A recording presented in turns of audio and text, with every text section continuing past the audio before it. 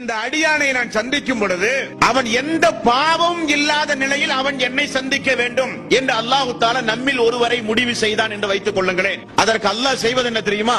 உலகத்திலேயே வைத்து சிறு சிறு துன்பங்களையும் கஷ்டங்களையும் நோய்களையும் உங்களுக்கு கொடுத்து செய்த பாவங்களுக்குரிய பரிகாரமாக அதை ஆக்கி மரணிக்கின்ற பொழுது எந்த பாவமும் இல்லாத நிலையில் அல்லாஹ் உங்களை மரணிக்க வைக்கிறான். இறை நிராகரிப்பாளர்கள் நேர்மாறாக அல்லாஹ்வுடைய தண்டனையை அவர்கள் அனுபவிக்க வேண்டும் என்று அல்லாஹ் முடிவு செய்தால் உலகத்தில் அல்லாஹ் தஆலா தாராளம் அவர்களுக்கு வாரி வாரி கொடுத்து அனுபவிக்க வைப்பான். அப்படியாக அது நமக்கு தேவையில்லை. உண்டுமா இல்லையா? அது நமக்கு தேவையில்லை. நமக்கு அல்லாஹ் வேண்டும், அல்லாஹ்வுடைய ரசூல் வேண்டும். ஒரு இறை விசுவாசியினுடைய பார்வை தனக்கு ஒரு சங்கடங்கள் கஷ்டங்கள் துன்பங்கள் வந்தால் பதறுதல் கூடாது.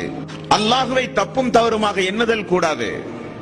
அல்லாஹ் கைவிட்டு விட்டானோ என்கிற எண்ணத்தை சைத்தான் உண்டாக்குவான். அவனை முறியடிக்க பழகிக் கொள்ள வேண்டும். ரசூலுல்லாஹி ஸல்லல்லாஹு அலைஹி வஸல்லம் கூறுகிறார்கள் பாருங்கள், ஒரு இறை விசுவாசிக்கு மன ரீதியான கஷ்டங்கள், துன்பம், கவலை, மன உளைச்சல், திடீரென மனச்சோர்வு, அதன் மூலம் அவருக்கு பல்வேறு வகையான சங்கடங்கள், மன ரீதியான கஷ்டங்கள் ஒரு இறை விசுவாசிக்கு வந்தாலோ